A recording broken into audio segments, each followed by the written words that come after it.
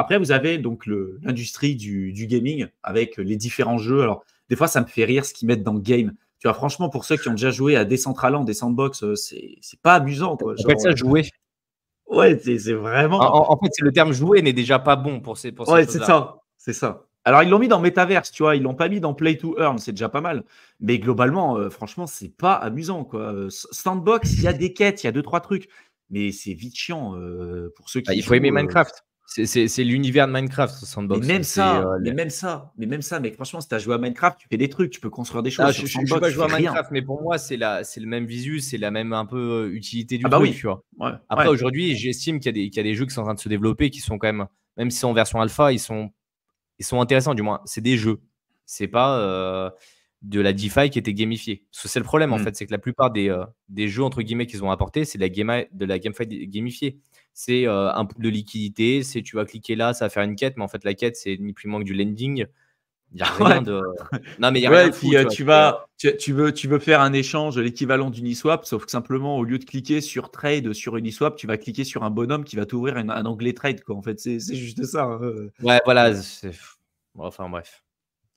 Après, dans les Play to Earn, comme tu l'as dit tout à l'heure, donc on retrouve des jeux Axie Infinity et puis des nouveaux jeux qui se lancent. Alors, des plateformes comme Gala qui ne sont pas qu'un seul jeu. En fait, c'est une plateforme où on va avoir plein de jeux qui vont se lancer dessus. Un peu comme un Steam, pour ceux qui connaissent un peu les jeux. C'est le Steam Crypto. Voilà. C'est le Steam Crypto. Donc, tu vois, pour moi, en fait, c'est même pas dans Play to Earn. Je l'aurais mis plus dans, je sais pas, Game Studio, tu vois, par exemple. Enfin, je trouve que c'est mal classé. Game Studio, c'est-à-dire que tu développes. Je pense que eux, comme ils le matérialisent, c'est que tu développes. Gala, ils n'ont pas vocation à développer des jeux. Du moins, pas ils listent des jeux, quoi, comme Steam. Ils les listent et ils l'acceptent. Donc, effectivement, c'est pas du play to earn, c'est plutôt un toolkit ou. C'est bizarre. C'est mixte, quoi. Tu vois, c'est mixte, c'est un peu bizarre. Ouais. Et après, vous avez des jeux qu'on évoque depuis maintenant un certain temps. Voilà, Illuvium, vous avez Big Time. Mais Illuvium, il est pas brandé, tu vois, en play to earn. Il est plutôt brandé en jeu, du moins. Ah si, il est en play to earn quand même. Si. Non, mais il l'est aussi, mais je veux dire, c'est pas. Axis, quand ils l'ont lancé, c'était en mode play to earn. C'était écrit en gros sur le site, t'es là pour ça. Ouais, parce que c'était les premiers à lancer ce truc-là. C'était les premiers à lancer ce truc-là. Le jeu d'abord, tu vois. Ouais, c'est ça. C'est-à-dire que là, en fait, eux, ils se placent. Alors, ça reste un play to earn, ça c'est clair. Oui. Mais c'est pas leur outil marketing, en fait. Ils ont essayé de se dissocier de ce truc-là et plutôt de dire. Regardez les play to earn, en gros, que vous aviez avant, Axie Infinity et tout, c'est des jeux éclatés au sol qui sont pas marrants et sur lesquels, oui, vous pouvez gagner de l'argent, mais souvent, c'est des clopinettes pour pas grand-chose. Là, nous, on va essayer déjà de faire un jeu qui sera vraiment un jeu. Et en plus de ça, vous allez pouvoir gagner de l'argent, mais voilà, c'est avec tout ce qui est lié au NFT, tokenisation et ce que vous voulez. Mais ils ont essayé avant tout de créer vraiment un vrai jeu sur lequel tu vas t'amuser, tu vas pouvoir jouer en coop, type open world, MMORPG. Et Big Time, c'est ça. Et Illuvium, c'est ça aussi. Hein, donc, voilà. Je vois qu'il y en a un qui, dans les commentaires, qui parle de Star Atlas. On va montrer. C'est un jeu auquel j'ai jamais joué. Hop, attends. Je crois que c'est sur Solana, Star Atlas. Hop. Alors, les graphismes, en tout cas, ont l'air d'être un petit peu sympas. Mais j'en ai entendu parler. Je crois que c'est un open world avec des vaisseaux, ce genre de choses. Et il y a un jeu comme ça qui est énorme où tu peux te balader de planète en planète avec des vaisseaux. Mais ça fait 15 ans qu'ils sont en construction, les mecs, ils l'ont toujours pas fini. Mais c'est ça, c'est qu'en fait, le truc qui a développé, qui est juste monstrueux. C'est Star Citizen. Star Citizen. Ouais, attends. Star Citizen, tu peux regarder. Star Citizen, c'est un jeu qui a pour vocation à créer un truc qui est énorme et monumental. Et en fait, c'est encore bourré de bugs, quoi, leur truc. Mais oui, mais en même temps, c'est tellement immense. Et après, c'est pareil, il faut avoir des machines pour les faire tourner. Et là, tu vois déjà sur les recommandations, tu le fais pas tourner sur n'importe quel PC. Tu as déjà 8 Go de RAM, encore ça se trouve bien. Les GTX 1080, ça reste comme des cartes graphiques qui sont quand même assez puissantes pour la plupart des gens, en fait. Et c'est un peu le problème aussi, c'est de vouloir avoir. Et là, on parle du minimum. Hein. On parle même pas de le faire tourner en ultra ou quoi que ce soit. Donc, moi, je fais attention. Je pense qu'il vaut mieux un jeu qui, aujourd'hui, des graphismes qui soient peut-être un peu moins bons, mais qui a un gameplay qui soit excellent, qui soit bien développé, qu'on puisse l'utiliser, qu'un truc qui soit ultra bien fait et qui tourne sur 3 PC. En termes d'adoption, je trouve que c'est plus intelligent, en tout cas. Et puis après, que ça s'implémente au fur et à mesure. C'était le choix qu'avait décidé de faire World of Warcraft au début quand ils se sont lancés. Hein. Les graphismes n'étaient clairement pas ouf, mais ça tournait sur n'importe quelle bécane que tu pouvais avoir. Hein. C'était un truc, moi, j'avais des PC éclatés au sol. C'est un truc Après, de fou.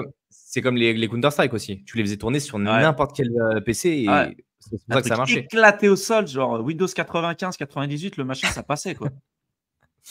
Eagle qui dit Cross the Edges est amusant.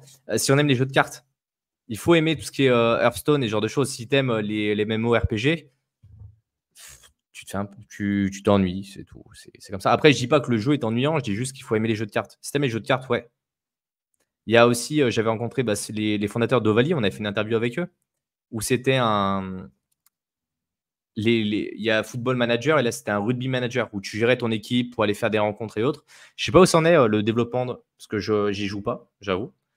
Donc si vous avez des news pareil sur Ovalie, s'il y a des gens qui y jouent parce que ils avaient essayé de pousser un peu ça là pendant la Coupe du Monde de rugby. Donc pourquoi pas. Ouais, tu vois, Benjamin il disait bien que c'était Star Citizen, hein. C'était bien ce qui me semblait. Star Citizen, elle est incroyable. Ah bah. Atlas, c'est un jeu web. Il a un jeu web et un jeu Real Engine 5. Là, il faut un gros PC. Donc, ok. Merde, pardon. Chaque fois, je t'enlève ton truc, pardon. Pokémon Go avec du NFT gros business, vous n'allez pas me voir souvent en live si réellement ça arrive. Parce que quand il est sorti, je passais ma vie dans la rue. Donc, ça c'est effectivement ça très gros business. Après, faut-il avoir la licence? Et je pense que ça, c'est quelque chose de costaud. Parce que Nintendo. Mais t'imagines, t'as des boîtes comme Nintendo et tout qui commencent vraiment à se lancer dans ce truc-là. Eux, ils ont des licences qui sont énormes. Hein. Tu prends Mario et Pokémon, c'est des licences qui valent de l'or. Hein. Et sur 2 générations. Hein. Parce que nous, on a commencé à jouer quand c'est sorti les premiers Mario et les premiers Pokémon. Et la génération, là, aujourd'hui, je vois les neveux et nièces et autres, ils achètent des cartes Pokémon et ils continuent de jouer. Et Mario aussi. Hein. Les nouvelles versions, les trucs. Et même nous, mec, moi, j'ai encore mes cartes Pokémon quand j'étais petit. Non, mais tout le temps. Mais non, mais vraiment, on était des hardcore gamers et moi, j'y joue encore. J'ai acheté certaines versions. Ça, oui, parce qu'en fait, c'est des trucs qui nous restent. C'est des trucs qui nous restent. Je suis allé au Japon, j'étais comme un gamin. Je suis reparti, j'en avais plein le sac à dos. J'ai pris 3 kilos de trucs achetés, de figurines, de trucs comme ça au Japon. C'était terrible. Et ils ont des bornes d'arcade avec des versions qu'ils ont que là-bas sur Pokémon. Et tu te retrouves à jouer contre des gamins qui ont 10 ans. Ils ont les trucs toute dernière génération et tout. Ils t'écrasent littéralement. Et à la fin, tu dis, bah vas-y, moi je change de pays, donc je vais te laisser mes cartes. Le gamin, il te regarde, il fait, ah non, mais c'est trop pourri, j'en veux pas ton truc. Mais tu les jettes. Pourri tes cartes. Pourri tes cartes. Tu fais VO, un peu de respect dans VO. Et tu m'avais dit aussi au Japon, ce qui est intéressant, c'est que tu as à la fois des super jeunes et des plus vieux, quoi. Tu vois, genre des gars qui ont 70 ans, 77 ans, c'est fou, quoi. Tu vas dans les Namco, c'est hallucinant. Tu as les machines à pince et tout dans les premiers étages. Après, tu montes, tu as les bornes d'arcade. Et plus tu vas en haut, plus tu as des bornes d'arcade qui sont anciennes.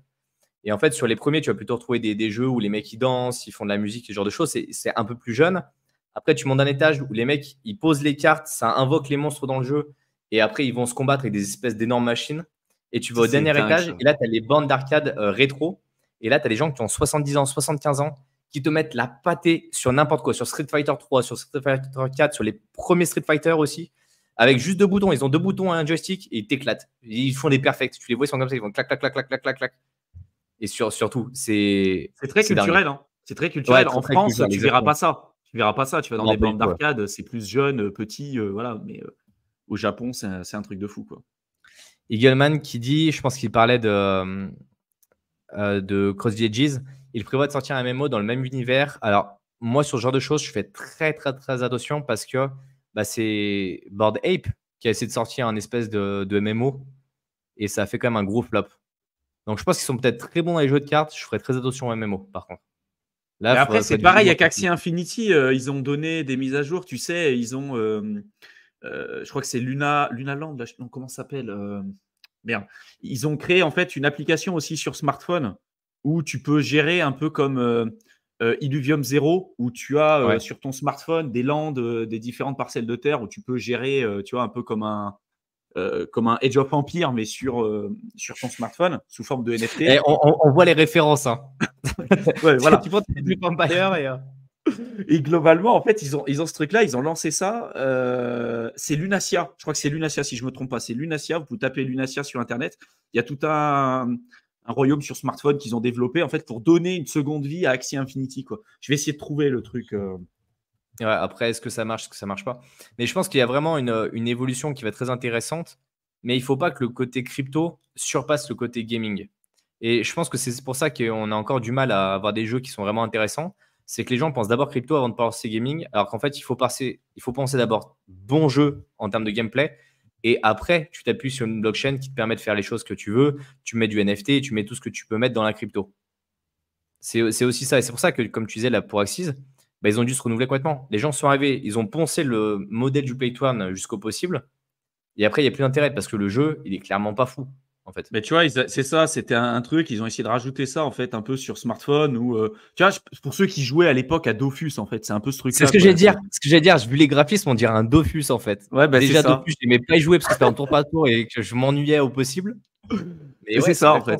C'est un jeu de gestion, où ils ont essayé de faire ce truc-là, où en fait un peu comme Illuvium Zero où tu achètes des parcelles de terre et en fonction des tiers de tes parcelles, tu as des caractéristiques et des attributs pour générer des ressources et tout, et plus tu vas gagner de l'argent. Je trouve que sur Illuvium, c'est vraiment bien fait. Là, je ne vais pas me prononcer parce que je n'ai pas forcément creusé le truc, mais voilà, ils ont essayé de donner une nouvelle vie en fait à Axie, parce qu'ils se sont rendus compte qu'ils avaient perdu. Je crois que c'était en bull run, ils ont eu des performances de fou parce que c'était les premiers sur l'aspect GameFi. Et tous les Philippins, ils jouaient, ils gagnaient plus en jouant qu'en allant travailler. Et moi j'attends réellement de voir un farming simulator en crypto. Là, je pense qu'on va avoir des lands qui vont être assez drôles, qui vont être assez sympas. Il y en a, c'est des fadas de farming simulator. Mais de tout, hein. En fait, à partir du moment où tu as des pognon aussi à aller chercher, c'est toujours pareil. Hein. Tu auras des trucs qui vont se passer. Mais Thibaut ici, voilà. Bienvenue. Ben oui, mais on est bien d'accord. Bonjour. On a tous perdu notre jeunesse. On a tous perdu notre jeunesse avec ce jeu. C'est génial. Vincent qui dit c'est le cas de Illuvium, c'est un vrai jeu TFT. Ouais, sur les alphas, moi j'attends de voir qu'ils sont en prod. Hein. C'est comme tout. Hein. Parce qu'un jeu qui arrive qui est full buggé, tu passes à travers la map et autres. Halo perso, ouais, tu y as pas mal joué toi, Thibaut, à Halo. Hein. J'y avais joué un peu, mais en fait, c'est un peu les gens qui sont tombés dans la maladie de WoW quand ils ont débuté. Au final, tu sais, quand tu es jeune, le premier jeu que tu as, c'est ça. Non, au début, on avait joué à Guild Wars, tu te souviens? On jouait à Guild Wars au tout début. Et après, on est passé sur WoW. Et après, c'était la fin. Parce que ce truc-là, c'est désintoxiqué. Donc après, tu passes sur Ion, tu tombes contre des farmers coréens. Tu te dis, c'est mort, je vais plus avoir de vie si j'attaque de ce point-là. Et après, tu te bats toute ta vie pour arrêter de jouer à WoW. En fait, c'est littéralement ça. Ouais, et puis tu essayes de retrouver, en fait, de retrouver ce truc-là, tu sais, le sentiment que tu avais quand tu jouais, quand tu étais petit, ou pareil, quand tu as eu ta première cartouche Pokémon, tu vois. Tu dis, vas-y, moi, c'était ce truc-là, à Noël, tu sais, on t'offre ta première cartouche Pokémon. J'ai jamais ressenti dans ma vie un sentiment pareil. Plus tard, tu essaies de le retrouver, c'est impossible. C'est impossible. Bonjour, ça, c'est littéralement, bonjour, tu veux de la drogue? C'est littéralement tes parents, ils arrivent. Bonjour, non, moi, il y avait Far Cry 3. Far Cry 3, c'est l'un des premiers jeux post-WoW où je me suis dit, ouais, là, franchement, je me suis éclaté. Après, le 4 était buggé, le 5 était correct. Mais le 3, vraiment, c'était ça. Est-ce que ça t'a fait le même truc que WoW? Est-ce que ça t'a fait le même truc, genre le même sentiment quand tu as commencé? C'est pas possible. Pas au même point, mais vraiment, on s'en rapprochait. Tu vois, ah ouais? Ouais, franchement, on s'en rapprochait. Et c'est pour ça, c'était l'un des seuls jeux où vraiment je me suis dit, ouais, sympa. Tu vois, j'ai essayé Diablo, j'ai essayé tous les jeux un peu mainstream derrière et jamais eu cette sensation-là. Avec la map Editor Insane, ben oui, ça fait partie des choses où pareil. Minecraft, j'ai perdu des points de vie. Ouais, j'ai jamais joué moi Minecraft, c'était pas mon truc. Moi, j'y avais joué un peu et c'est vrai qu'en fait, tu te prends au truc. En fait, faut pas jouer tout seul. Mais si tu joues avec des potes, après, c'est n'importe quoi. Tu passes des heures sur ce machin. Ouais, Don't Starve aussi, putain. On y a joué des plombs à ce truc. Enfin bref, on pourrait en parler parce que je pense qu'il y a des gamers là dans le chat. Mais ouais. En fait, si cette industrie de la GameFi, si vous avez été un ancien gamer ou si vous connaissez quelqu'un qui a été, en fait, pour vous, c'est une évidence que ça va arriver ce truc-là. Et quand ça va arriver, allez, c'est bon, t'es reparti à reperdre ta vie pendant des années. Hein. Sauf que là, tu pourras pas dire que tu perds ta vie parce que tu gagnes quand même du pognon avec, tu vois. Mais ouais, mais est-ce que après tu finis pas comme dans le film? Tu vois, comment il s'appelle, où ils ont la combi complète là et ils sont dans Ready Player One. Ready Player One, où là tu te dis t'es arrivé à un tel niveau, mais en fait tu te dis c'est ce qui se rapproche. Quand tu vas jouer avec un casque virtuel qui est accroché, là, ce qu'on avait fait ensemble, et que tu as l'adrénaline qui monte d'un coup, tu te dis, mais il manque plus que les combis pour avoir les sensations. Là, tu mets un jeu qui n'est pas juste une petite map qui dure une demi-heure, tu mets un truc vraiment qui est hyper complet à la WoW, mais en fait, il faut te nourrir à la sonde derrière. Ah bah là, oui. Bah oui. Tu finis en légumes. Tu as beau gagner ta vie, tu finis en légumes, en fait. C'est une réalité, en fait. Ouais, Ouais, c'est c'est ce clair. que dit Benjamin. C'est ce qui nous attend. Ben oui. Ben Pour moi, oui, c'est ce qui nous attend. c'est malheureux, mais en fait, on va avoir des pays où les mecs ils gagneront plus leur vie dans un jeu qu'en allant produire de la valeur dans la vie réelle. Et ça va faire des catastrophes humaines sur certaines choses. Ça donne envie de développer un jeu en réalité virtuelle et chasser dans des lieux de NFT comme Quête. Ouais, Team Geek, VR plus blockchain, ça c'est dingue. Tu vois, VR, tu ajoutes le truc, Ah, mais la VR, elle VR, tourne pas réalité déjà. virtuelle. Ah, Non, mais mais regarde, la imagine dernière plus fois tard. qu'on a joué ensemble, tu as des bugs, tu tapes avec l'épée, Ouais, le on est truc il traite d'accord. derrière. Oui, c'est Non, il y a des éclaté. missions qui sont bien. Mais oui, on en est au Aujourd'hui, c'est début. éclaté. Mais imagine plus tard, ta réalité virtuelle vraiment bien faite, avec les sensations, des trucs et tout. Et en plus, le côté où tu gagnes vraiment du pognon dessus, n'importe quoi. Genre, là, c'est la fin, les gars. On vous retrouve plus. Bah, après, comme dit Versus, c'est qu'effectivement, dans Ready Player One, exposait déjà les soucis de Mm. gouvernance. Et oui, il y aura ça, parce que si tu commences à avoir une économie en parallèle qui est vraiment importante, il y en a un qui sera derrière. Tu peux pas avoir une DAO qui sera full décentralisée, j'y crois pas. Tu auras un gros studio derrière qui aura toute la gestion du truc. Énorme potentiel, ouais. Ouais, c'est si vous avez Non, pu jamais tester pu l'Apple tester. Vision, j'ai jamais pu, non. Non. Pareil, s'il y en a qui ont testé, n'hésitez pas à nous dire votre retour en commentaire. Ouais, ou GTA avec la crypto aussi. T'imagines, mec, la licence GTA avec l'aspect crypto et tout. Mais Elle c'est vaut pareil, c'est cher, ouais, cette n'importe licence. quoi. C'est Ouais, elle n'importe vaut quoi. cher, Hein. cette licence. Ouais. Bon, on va continuer un peu le rapport rapidement. Ouais. Remets-moi en full, si tu peux. Ouais, vas-y. C'est Donc, bon. voilà, vous avez donc tout ce qui est métavers, c'est ce qu'ils ont mis aussi dans le game, mais qui ne sont pas des jeux pas intéressants, pas drôles pour le coup. Play to Earn. Après, donc tout ce qui est game studio, donc là, ils font pas mal de choses. C'est des développeurs de projets, mais Vulcan Forge, ils font pas que ça non plus. Hein. Ils ont toute Et une comme marketplace. Immutable. Ouais, c'est Mais c'est ça. pareil, comme Immutable, c'est Ouais, c'est des à la base projets une layer 2. d'infrastructure en fait. C'est des Oui, projets ouais. d'infrastructure aussi. Mais Dapper non plus. Dapper, pour moi, ils ont jamais fait de jeu.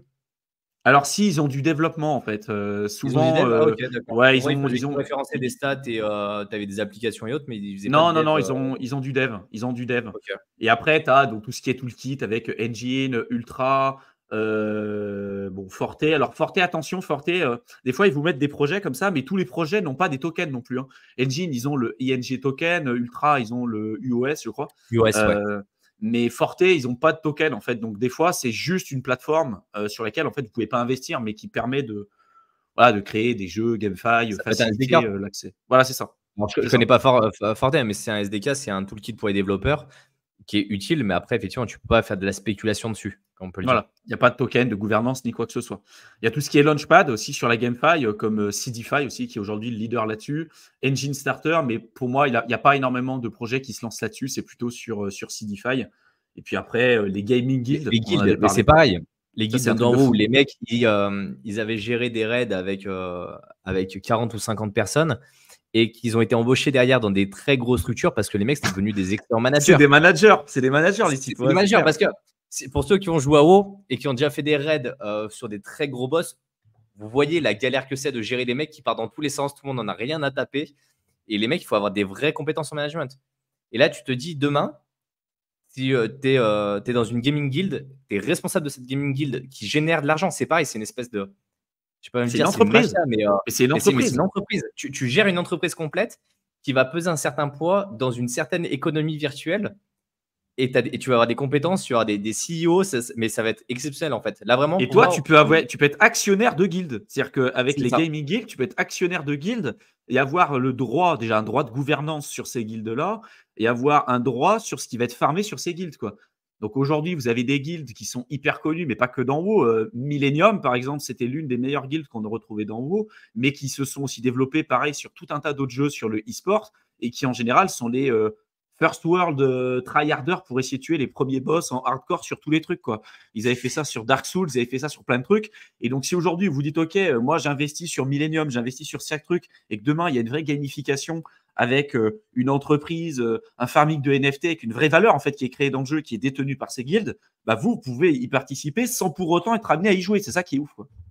Bah, ils vont vendre des assets, ils vont aller collecter des assets pour certaines grosses entreprises. Il va y avoir vraiment, ça va être une économie complète en fait qui va se créer. Ça va être juste fou.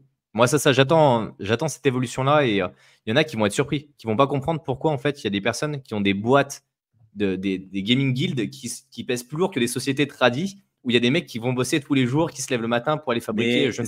C'est un changement d'économie. C'est comme les parents. C'est comme les parents à l'époque qui disaient fais quelque chose de ta vie, arrête de trop jouer à l'ordinateur, va dehors, va gagner de l'argent, trouve-toi un vrai métier. Et puis tu as des gamins qui sont devenus professionnels de e-sport et qui gagnent des millions par an alors que les mecs ils sont jamais sortis de leur PC, tu vois ce que je veux dire.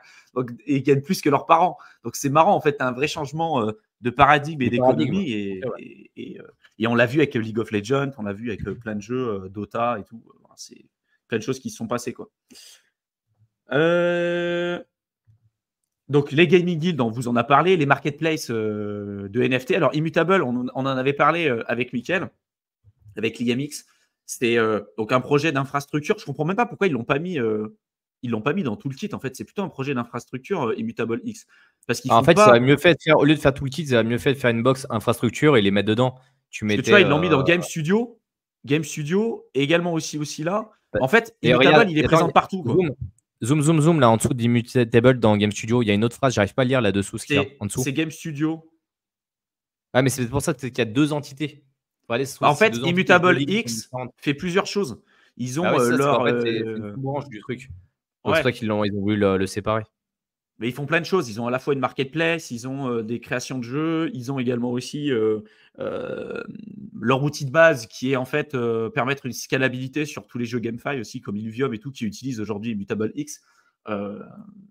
Mais voilà, après, aujourd'hui, la plupart des marketplaces au niveau NFT et au niveau gaming, c'est plutôt lié à un jeu en lui-même où ils vont vendre les objets. Il y a c'est ça. Très peu de plateformes qui sont vraiment cross-jeu en fait, qui vont te permettre d'aller acheter une épée dans ce jeu-là pour aller pour l'utiliser, du moins tout au même endroit. En général, tu veux acheter un truc sur Illuvium, tu vas sur un marketplace d'Illuvium. Tu veux acheter un truc sur Axis, tu vas sur un marketplace d'Axis. Mais il n'y a pas une plateforme qui référence tout, du moins il n'y a pas une plateforme assez grosse à l'heure actuelle. Qui est vraiment une part significative dans Parce qu'il y en a qui ont essayé de le faire, mais pour l'instant, ça reste encore assez jeune. Et vu qu'il n'y a pas des vrais jeux qui ont perduré avec le temps, en fait, aussi pour ces plateformes, c'est compliqué parce que tu peux avoir un jeu qui va avoir une hype pendant 6 mois et qui après va crever pour les prochaines années et qui ne remontera jamais. Donc, il faut délister les trucs, il faut en lister des nouveaux. Donc, en fait, je pense que tant qu'on n'a pas un vrai acteur, un peu comme Axie Infinity, qui a permis de créer en fait le passage, tant qu'on n'a pas un vrai acteur qui s'est implanté au niveau du mainstream, tu vois, c'est compliqué pour lancer là-dessus parce qu'il n'y a pas une véritable traction en fait sur l'achat et la vente des NFT sur des jeux, quoi, globalement. Ouais. Et puis, il y a aussi, d'un point de vue économique, ça veut dire que les développeurs de jeux vidéo, quand ils intègrent la partie NFT, il faut qu'ils puissent toucher des royalties sans pour autant que ça passe par la marketplace. Pourquoi aujourd'hui les gros jeux préfèrent avoir leur propre marketplace? C'est parce qu'ils vont choper des frais en fait au passage. Alors que là, si tu fais sauter la marketplace de chaque jeu, ou du moins c'était une marketplace qui récupère les flux de la plupart des jeux, bah, ils vont perdre l'aspect trading dessus. Ils vont perdre les pistes de trading. C'est une partie quand même de revenus qui est importante. Donc, il faut que ça évolue aussi de ce côté-là. Ça donne envie de pousser ma boîte à lancer un jeu sur le marché. Ça serait dingo. Aujourd'hui, il y a des parts de marché qui sont énormes à aller chercher là-dessus. Parce que même les gros acteurs ne sont pas encore lancés dessus. Parce que, voilà, en général, quand ils le font, ils essaient de faire les choses bien. Il y a la réputation aussi. Et puis, les infrastructures ne sont pas dingues à l'heure actuelle pour permettre aux gros de venir, quoi. Les ETF, il a fallu des années pour qu'on puisse les avoir sur Bitcoin et là, en l'occurrence, sur Ethereum. Mais la GameFi, ça reste très récent aussi. Les ETF, ce n'était pas tant un problème technologique que ça. Tu vois, pour moi, le gaming, il y a un aspect technologique qui est aussi problématique. Tu as Engine qui pousse avec le partenariat avec Microsoft Azure pour essayer d'ouvrir un peu les vannes. Mais pour moi, les ETF, c'était plutôt législatif. Le fait que c'était freiné et l'aspect également pensée collective qui freinait un peu les choses, pensée des institutionnels. Aujourd'hui, les boîtes de gaming, je pense qu'elles ont une capacité technique à développer des jeux comme elles ont l'habitude de le faire, mais de switcher directement sur les nouvelles technologies blockchain, ça demande un temps d'adaptation. Et le coût est pas pareil. Ça coûte le coût n'est pas le même. Et s'il se rate, c'est un coût qui sera énorme. Et aujourd'hui, des boîtes comme Ubisoft Montréal, des fois, ils sont un peu sur le fil rouge en fait, en fonction de ce qui sort. Il y a des jeux qui vont bien marcher, d'autres qui vont moins bien marcher. Donc, ils ne peuvent pas trop se permettre d'aller perdre de l'argent dans un secteur comme ça. Tu vois. Non, par contre, tu vois, des boîtes qui aujourd'hui, en fait, pour moi, et c'est ce qu'on a pu voir sur la GameFi, c'est pour rentrer et pénétrer un peu le marché mainstream, c'est d'avoir un truc en fait sur smartphone qui fonctionne bien, et c'est ce qu'a commencé à faire Axie Infinity. Et tu vois, je me dis, si demain, les créateurs de Clash of Clans, Clash Royale et Brawl Stars, par exemple, aujourd'hui, c'est des boîtes qui pèsent des milliards. C'est un truc de fou ce qu'ils ont développé comme truc. À chaque fois qu'ils lancent un jeu, eux, c'est la dinguerie en termes de revenus, en termes de tout. Je me dis, si cette boîte-là, ou une boîte comme celle-ci, arrive à créer un jeu, tu vois, dans le même genre que Clash of Clans, un peu de gestion ou Brawl Stars, tu vois, PVP ou ce que tu veux, mais en prenant en compte le côté NFT, GameFi, Play to Earn, là, ça peut avoir un impact qui est énorme pour la pénétration au niveau de l'aspect mainstream, tu vois. Je pense que même plus que de se dire ils vont développer un nouveau jeu, c'est de se dire leur marketplace à l'heure actuelle, déjà la mettre sur la blockchain en fait. Et intégrer justement les cryptos au fur et à mesure comme ça. Tu vois. Et je pense que ça, c'est pour moi, c'est la meilleure porte d'entrée qui sera la moins coûteuse, qui leur permet de faire un test. Ils le font d'abord sur, je sais pas, une mise à jour sur le marché asiatique. Après, ils le font sur le marché européen, sur le marché américain. Et comme ça, s'ils voient que ça se passe pas bien, ils peuvent couper en disant tout s'est toujours bien passé. Et par contre, ça marche bien, se dire OK, bah là, peut-être que le prochain jeu, on intégrera telle et telle notion de blockchain. Mais déjà le faire avec leur place de marché actuelle. Elles valent déjà un certain prix et il y a déjà du volume. Tiens, je vais repartager mon écran. Hop. Je pense qu'on voit mon écran là, c'est bon? Ouais, c'est bon, sur la DeepIn. Donc là, c'était l'aspect GameFi. Après, il y a tout ce qui va être lié à l'IA et la DeepIn. Donc, je ne sais pas si tu voudras peut-être en parler un peu plus que moi, Bic, sur l'aspect DeepIn. On en avait parlé avec Théo, mais… Ouais, bah, j'avais fait une session complète en fait sur la DeepIn qui durait quasiment 3 heures. Donc, pour ceux que ça intéresse de rentrer en profondeur, on peut aller dessus. En fait, en fonction du rapport que vous allez avoir, vous n'avez pas forcément le même découpage. Si on prend ce découpage-là, eux, ils ont… Alors, je ne comprends pas pourquoi ils ont mis General Purpose, mais ils ont pris une première ligne qui est justement tout ce qui est puissance de calcul. Et ils ne font pas forcément la distinction entre la puissance de calcul du PC, du moins du processeur ou de la carte graphique. Ils ont mis la partie IA, ce qu'ils ont appelé machine learning. Hein. C'est clairement de l'IA, de la manière dont ils le brandent. Après, il y a tout ce qui est interconnexion. Donc là, ils ont voulu regrouper tout ce qui est technologie sans fil avec la partie Wi-Fi. On prend par exemple Wi-Fi Map, qui est une application sur téléphone qui vous permet d'accéder à des Wi-Fi un peu de partout dans le monde. Ils ont un modèle d'abonnement qui marche plus ou moins bien. Et en fait, la problématique de ces secteurs-là, on a tendance à pas trop en parler. C'est que par exemple, si on prend le cas du Wi-Fi, les gens qui téléchargent ce genre d'application, c'est des gens qui n'ont jamais envie de payer en fait. Donc le modèle économique est très très dur en fait à trouver sur ces applis-là. Après, si on prend le cas de la 5G, en France, il y a plein de zones blanches, il y a plein de zones où vous avez en fait pas de connexion Internet, soit correcte, soit pas de connexion Internet du tout, alors que le gouvernement est payé pour que ça soit fibré de partout, mais bon, ça c'est une autre problématique. Et donc aujourd'hui, les opérateurs n'ont aucun intérêt à aller déployer des bornes 5G ou même des bornes 4G dans des endroits où il y a peu d'habitants, alors pourtant il y a un besoin derrière. Et donc, les projets de la DeepIn sur le 5G veulent demander aux utilisateurs qui le souhaitent de déployer des antennes, de les accrocher sur le réseau et de proposer comme ça une couverture qui soit la plus importante possible. Et donc, quand vous allez arriver avec votre opérateur, bah, vous aurez de la connexion alors que ce n'est pas lui qui fournit le tuyau, si on veut parler de manière assez simple. La problématique qu'ils rencontrent sur ce secteur-là, c'est tout simplement qu'aujourd'hui, le prix des forfaits mobiles dans le monde avec la eSIM est devenu vraiment à un bas coût. C'est vraiment cheap en termes de prix. Et donc, c'est compliqué, pareil, de trouver un vrai modèle économique. Après, il y a le LoRaWAN. Ce qu'on entend dans le LoRaWAN, c'est tout ce qui est interconnexion de tout ce qui est objet connecté à travers soit des sites industriels, soit si vous allez dans certains pays d'Asie, vous pouvez voir des robots qui vont déplacer de la bouffe dans les rues de manière totalement autonome et autre. Et donc, il faut qu'ils aient de la connexion, qu'ils puissent échanger avec des informations un peu de partout pour savoir où ils en sont, pour savoir comment ça marche. Et donc, c'est la partie qui marche le mieux. Sauf que le problème, c'est qu'il y a peu de réseaux aujourd'hui à IoT qui fonctionnent bien de manière décentralisée. Donc, si vous regardez un petit peu les stats d'Helium, qui est aujourd'hui le leader dans ce secteur-là de la 5G, du LoRaWAN, ça fait très longtemps qu'ils sont là, qu'ils proposent des antennes que vous pouvez installer, vous pouvez gagner du HNT comme ça. L'utilisation du réseau, elle est quand même assez faible et en fonction des zones où vous êtes, le maillage sera plus ou moins important. Ça évolue, ça prend du temps parce que la problématique principale de la DeepIn, c'est qu'il faut des infrastructures puissantes pour attirer du monde plus vous allez avoir de monde, plus vous allez avoir de personnes qui vont vouloir déployer des infrastructures puissantes pour pouvoir gagner, plus ça va faire une incitation à acheter du token. Parce que le token, on l'utilise pour payer les frais pour accéder aux plateformes. Donc, c'est une boucle en fait infernale. Si on n'arrive pas à la débuter, elle part jamais. Mais si une fois qu'elle est lancée, c'est quelque chose d'assez exceptionnel. Et pour la plupart de ces projets, la problématique est que le token qu'ils vont utiliser, c'est un token qui sert uniquement à payer l'utilisation de la plateforme. Il n'a pas d'autre utilité. Donc, des fois, c'est un peu compliqué en termes d'évolution du prix. Après, si on prend la partie stockage de fichiers, donc le file storage, c'est une thématique qui existe déjà depuis 7 ans, 8 ans déjà. Vous prenez Filecoin, qui est aujourd'hui l'élément le plus important dedans, mais il y a des concurrents qui sont très intéressants aussi parce qu'ils ont une autre approche de ce secteur-là, comme SIA, Storj ou encore Arweave.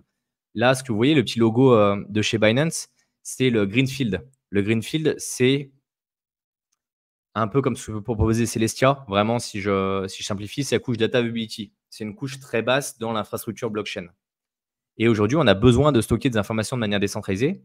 Sauf que initialement, la blockchain n'a pas été conçue pour stocker un grand nombre d'informations. Donc, eux, ils essaient de résoudre un peu cette problématique-là.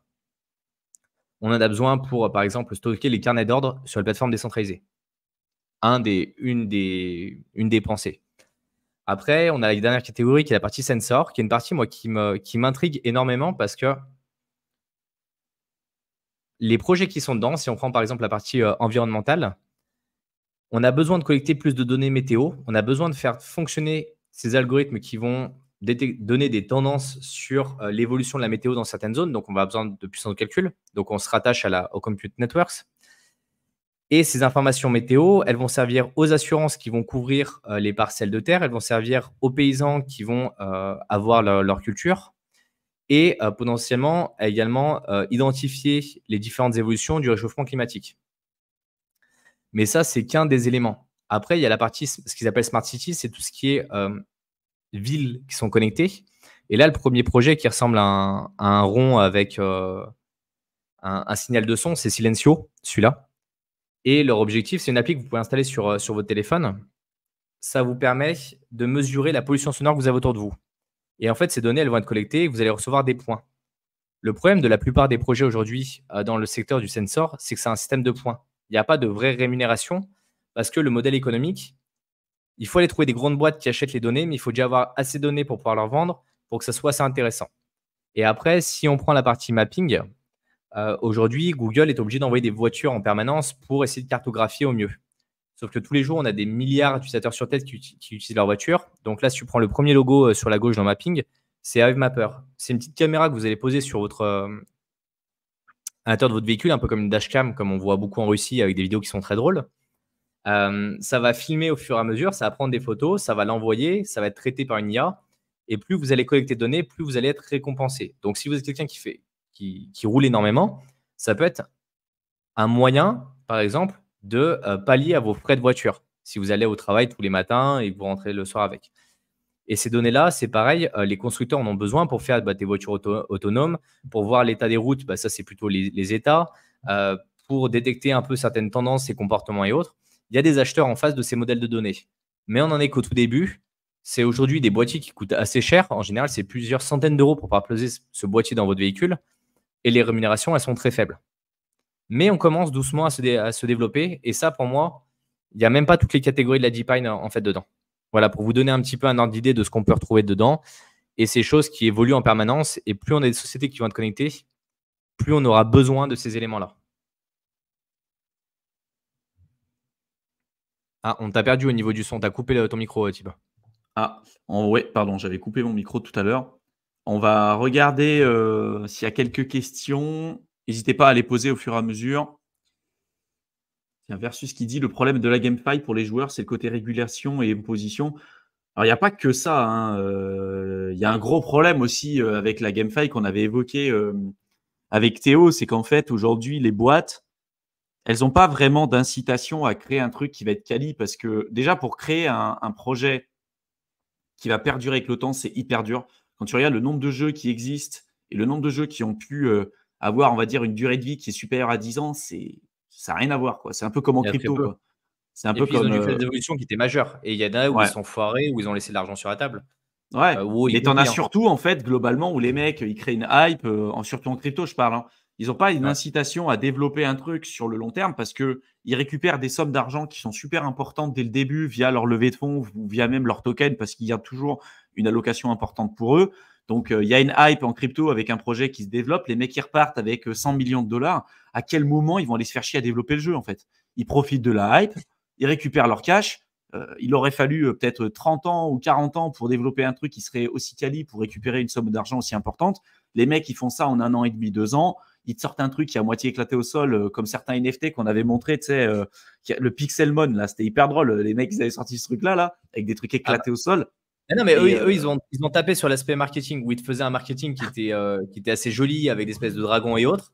Et les premiers NFT qui sont sortis, ils ont dit mais c'est qui? C'est un graphiste de 5 ans en fait qui a fait les dessins. ça a fait le buzz. Est-ce que tu as les photos? Parce que franchement, Ouais, ça vaut je le coup. vais les montrer. remontrer.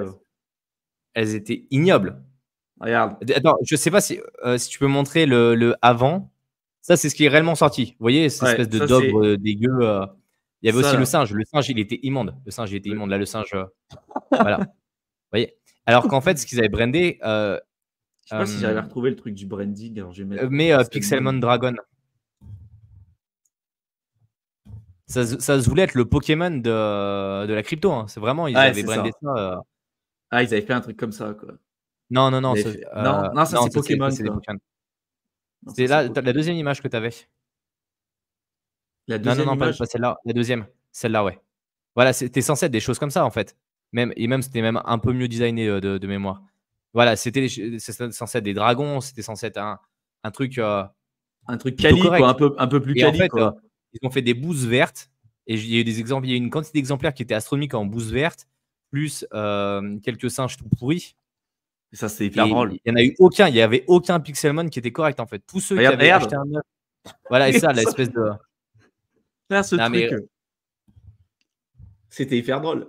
Mais en fait, c'est ça le problème avec la GameFi, c'est que des fois, alors aujourd'hui en plus, pour ceux qui ne le savent pas, vous pouvez aller sur des plateformes comme Fiverr et déléguer la création de votre jeu de A à Z avec un truc qui va être fonctionnel et quali. Hein. J'en avais parlé avec la vidéo sur Théo où je parlais de la GameFi.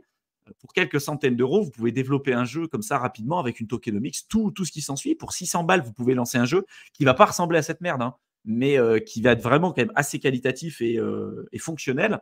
Et donc rapidement, si vous êtes dans le bon endroit au bon moment, il suffit que votre projet ait le vent en poupe à un moment donné, c'est bon, vous faites pas mal d'argent, vous récupérez très largement vos 600 balles, mais vous n'avez pas d'intérêt à le développer.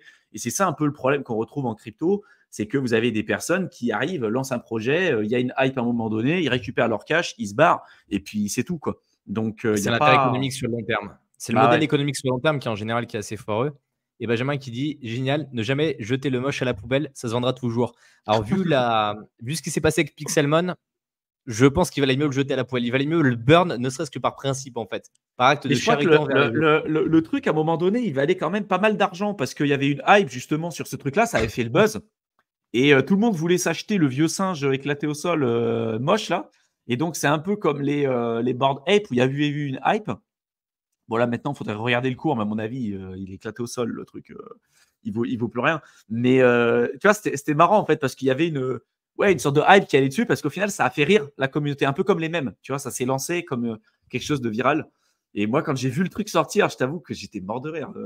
Quand j'ai vu le truc, j'ai dit, c'est quoi ce jeu, quoi, putain. En fait, ce qui est assez hallucinant, c'est qu'ils ont fait du marketing, un branding de fou pendant des mois. Ils ont teasé le truc. Il y a eu des problèmes avec les œufs, les premiers œufs qui ont essayé d'être mintés et tout. Et au moment où c'est sorti, ça a fait un flop. Mais je pense que personne ne s'attendait à une catastrophe à ce point-là. Tu sais, de se dire, les mecs, ils passent 6 mois à faire du marketing à fond et ils passent 2 jours à développer ça, tu vois. Ouais, le truc en bas à gauche. Non, mais le en bas à gauche, pour moi, c'est l'un des. Ils ont levé 70 millions de dollars. 70 millions de dollars et les mecs, ils t'ont sorti un truc pareil, quoi. C'est ça qui est marrant, c'est que les gars, tu dis, mais putain. Et en fait, tu pouvais minter tes trucs en amont.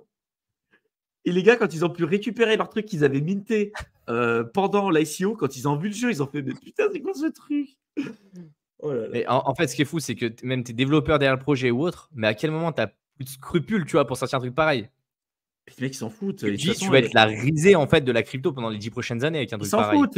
Les mecs, ils n'ont pas de race, ils montent pas leur tête, ils ont des pseudos, ils lancent le truc, ils font de la caillasse, ils se barrent, terminé. Puis ils relancent un autre projet sous un autre pseudo, c'est tout. Globalement, c'est ce qui se passe. Hein. Les rug pulls, c'est ça. Oui, c'était vraiment brandé en mode le futur Pokémon et autres, ça va révolutionner.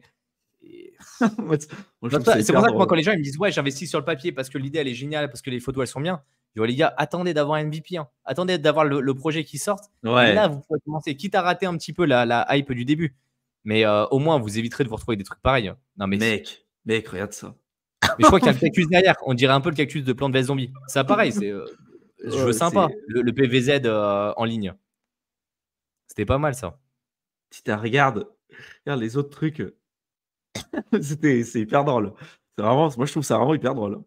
Ouais, en fait, c'est drôle quand t'as pas acheté. Quand on n'a pas acheté. Quand t'as pas investi. C'est drôle. Mais ouais, mais après. Quand c'est toi qui as ça en portefeuille, je pense qu'au début, tu te mets à pleurer. Le premier jour où ça sort, t'as la petite larme qui coule là le long.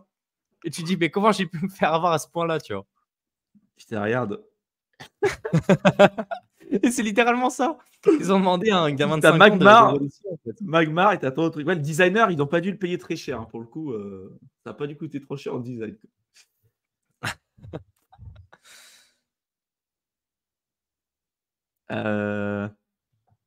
Benjamin qui dit tu crées la même compagnie avec le meilleur du pire même coin, plus même NFT, plus même game. Mais c'est sûr qu'il y a un marché. Hein. C'est sûr qu'il y a un marché. Regarde les CryptoPunks. Franchement, c'est dégueulasse comme truc. C'est pourri, c'est pas beau et tout. Pourtant, ça a une valeur qui est énorme. Mais c'est juste qu'ils ont été les premiers aussi à lancer le truc. Il y a une valeur, je pense, un peu sentimentale dans l'aspect crypto qui représente le lancement des premières NFT et tout. Mais globalement, après, ça a été répliqué de partout. Tu vois, avec un gars qui va te dire tiens, aujourd'hui, les CryptoPunks, c'est un gars avec une clope dans le bec, un chapeau, une dent comme ça. Ils t'ont sorti les crypto-crevettes avec des trucs genre une crevette avec un chapeau, avec une canne. Genre, putain. Il y a les oiseaux aussi après derrière. Il y a eu, les espèces de chouettes là. Où ça faisait le buzz à un moment pareil avec des œufs et tout. Mais je fais, mais les gars, mais vous n'avez pas pris en fait de ce qui s'est passé. Tous les trucs comme ça qui sont un peu foireux avec des œufs et autres, mais les gars, évitez, arrêtez de spéculer sur ça. Ou prenez, je sais pas, payez avec un même coin, et comme ça, vous avez un deuxième même coin. Et puis si vous avez la chance, ça marche pas. Au pire, c'est pas grave, vous aurez rien perdu en fait. Mais là, on va en avoir d'autres hein, sur ce bull run. Les gens, ils spéculent que sur ça. Non, mais t'as des débutants, ils arrivent sur le marché, ils comprennent rien. Ils regardent une vidéo, ils font ah bah ouais, mais je vais acheter ça en fait. Ça, c'est l'avenir, c'est obligé. Tu mon gars, mais. Alors, déjà, je crois que pour Pixelmon, en plus, ce qui était marrant, c'est qu'il n'y avait même pas eu d'alpha ou bêta. Quoi. Genre, ils ont direct lancé le mainnet en bull run. Ils ont lancé le mainnet. Le truc, il était éclaté au sol. Ça marchait même pas. C'était même pas marrant. Ils ont essayé de faire un Pokémon mixé avec Minecraft, mais le truc, il était éclaté au sol. Et en fait, c'est pour ça que, tu vois, les jeux, faire vraiment attention entre ce qu'ils vont vous mettre sur le papier et la pratique. Et souvent, quand on lance un jeu vraiment qui est quali, souvent, et ça met des années quand même pour le développer, on va lancer une proof of concept rapidement pour voir si ça prend, si ça marche et si ça prend et si ça mord. Après, on améliore. Mais surtout, il y a des alphas, il y a des bêtas, on corrige les bugs, on améliore et tout. Et les jeux qui se veulent sérieux, ils fonctionnent comme ça. Un jeu qui fait lever de fonds net, ça pue la merde. Déjà, mais ils sont obligés. Tu peux pas passer de rien à un mainnet où les mecs qui vont arriver, ils vont traverser la map parce que des bugs, ils vont toujours en trouver en fait. Entre ce que les développeurs conceptualisent, ce qui est réellement attendu par le marché. Et j'avais un prof qui disait ça pour les cours de développement. Il disait pensez que vos utilisateurs, c'est des singes. C'est-à-dire qu'ils vont arriver sur le clavier, ils vont appuyer sur toutes les touches en même temps, ils vont sauter comme ça sur le clavier. Et si votre logiciel passe ce test-là, c'est qu'il est bien développé. S'il y a un bug, c'est que c'est de votre faute, vous avez mal développé. C'est pas que les utilisateurs sont des singes. Alors c'est littéralement ça. C'est les mecs qui vont arriver, ils vont faire ça. Et tu le vois, il y a des gars qui ont trouvé des bugs dans des jeux. Tu te dis, mais à quel moment t'en es arrivé là? Le mec, il trouvait un clic long, un clic rapide. Après, il appuyait sur une touche. Après, il se déplaçait, il appuyait sur un clic long. Et ça faisait une espèce de bug mémoire. Et le truc, ça partait, ça envoyait double sorte. Tu fais, mais. Ouais. Mais tu avais une vidéo aussi comme ça. C'était en mode. Un développeur, c'était le site, ce pourquoi il a été fait. Et donc, tu vois, un carré, tu vois, avec un trou. Donc, tu prends le carré, tu le mets dans le carré. Tu vois le cercle, tu le mets dans le cercle et tout. Et c'est ce pourquoi le site a été créé et ce pourquoi le développeur s'est cassé la tête pour créer ce projet-là, tu vois. Et après, c'est comment les utilisateurs l'utilisent. Alors, tu vois que l'utilisateur, il prend le carré, il commence à se rapprocher du carré. Puis après, il arrive vers le triangle, il essaie de faire passer le carré sur le triangle. Il prend un marteau, il prend le marteau, il bourrine le truc. Et tu dis, putain, frérot, pourquoi tu fais ça, tu vois? Et des fois, c'est carrément ça. Hein. Mais c'est ça. Et c'est pour ça, comme tu dis, c'est indispensable en fait d'avoir différentes phases de test pour évoluer. Mais même dans les projets crypto, tu vois qu'Ethereum, quand ils passent une nouvelle mise à jour, ils la balancent sur les trucs de test avant de la passer. Et il y a 20 corrections avant que ça soit passé en mainnet. Versus qui dit si Clash of Clans devenait crypto, je pense qu'il perdrait des joueurs à cause du risque d'imposition. Alors, c'est vrai que l'imposition, ça peut poser des problèmes. Mais après. Dans la réalité, en France, seuls ceux qui ont investi des sommes qui sont un peu importantes font attention à ce genre de choses. Même si tout le monde devrait y faire attention. Mais la plupart des mecs qui sont sur Clash of Clans, qui prennent la carte de leurs parents pour acheter un skin ou autre, ils n'en ont rien tapé en fait. Ils vont faire de l'argent, ils vont dire personne ne le sait, ils vont le déplacer et puis c'est parti. Moi, après, je pense que c'est pas ça. S'ils lancent un truc, ils n'auront pas vocation à faire quelque chose qui va concurrencer leur business model actuel. Ce serait d'aller chercher d'autres parts de marché en fait. Parce que s'ils font un truc qui cannibalise leur business actuel, en fait, ils se tirent une balle dans le pied. L'idée, c'est d'aller chercher des joueurs qu'ils n'auraient peut-être pas pu avoir autrement. Il y aura peut-être des gens et des joueurs qu'ils ont aujourd'hui qui vont décider d'aller aussi sur les autres trucs. Et puis, inversement, des gens qui sont sur les nouveaux, qui ont peut-être allé sur l'ancien. Donc, c'est d'aller chercher les nouvelles parts de marché. Et aujourd'hui, ils ont clairement une avance considérable sur la plupart des autres jeux mobiles parce que je crois, leur chaîne YouTube, il y a plus de 12 millions d'abonnés sur leur chaîne YouTube et tout. Bah ouais. Mais le système des gemmes, le système de rémunération, tout ce qu'ils ont fait, c'est Clash of Clans, en fait, globalement, qui a lancé ce truc-là. Et après, ça a été récupéré de partout, mais les autres ont récupéré des clopinettes. Donc, c'est le principe du freemium. Tu attires les gens par un jeu qui est gratuit et puis tu vas les upsell sur tas de choses derrière. C'est clair.